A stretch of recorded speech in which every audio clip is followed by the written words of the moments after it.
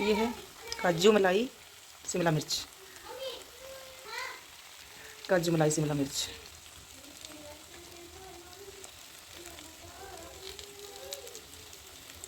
देखो गाइस कितनी टेम्पटिंग लग रही है हमारी सब्ज़ी, बहुत अच्छी बनी के तैयार हुई है। आप ज़रूर ट्राई करना। कोई ज़रूरी नहीं कि घर में पनीर हो तभी हम कढ़ाई पनीर बना सकते हैं।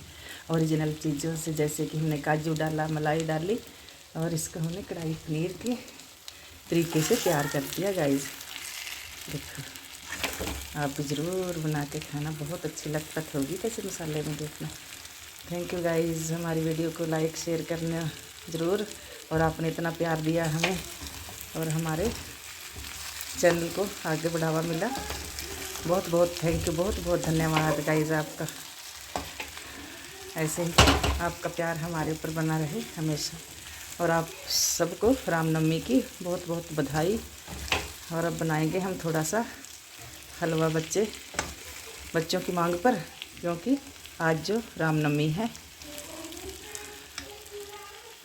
आपका दिन शुभ हो।